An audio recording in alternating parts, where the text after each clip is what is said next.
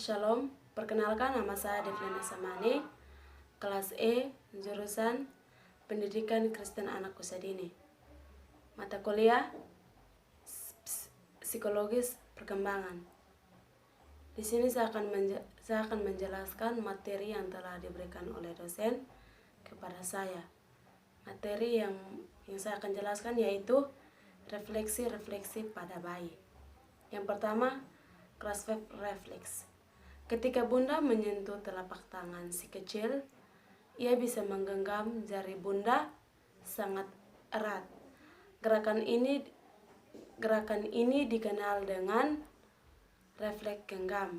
Umumnya, refleks genggam pada tangan akan hilang ketika si kecil berusia 5-6 bulan. Yang kedua, refleks mora. Refleks mora sering disebut dengan refleks kejut. Biasanya akan muncul ketika bayi merasa terkejut saat terkejut karena suatu hal. Misalnya karena suara keras atau gerakan yang tiba-tiba. Bayi akan merentangkan kedua tangannya dengan telapak tangan menghadap ke atas lalu menariknya kembali. Yang ketiga, rotting reflex. Terjadi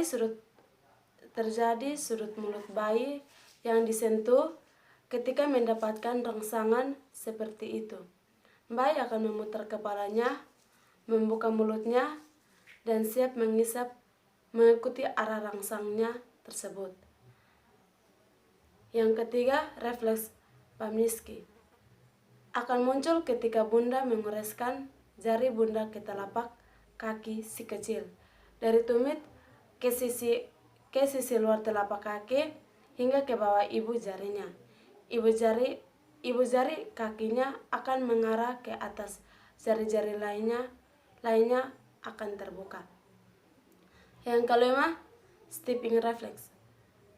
Karena gerakannya menyerupai orang yang sedang berjalan atau menari.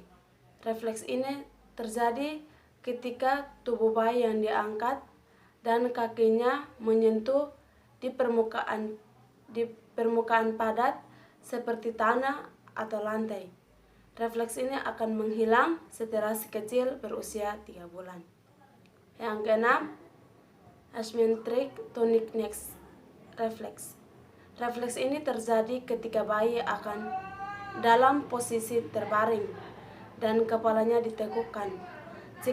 Jika kepala si kecil ditegukkan di satu sisi, ia akan memanjangkan lengan dan kaki di sisi yang sama. Sekian hasil kerja saya. Shalom.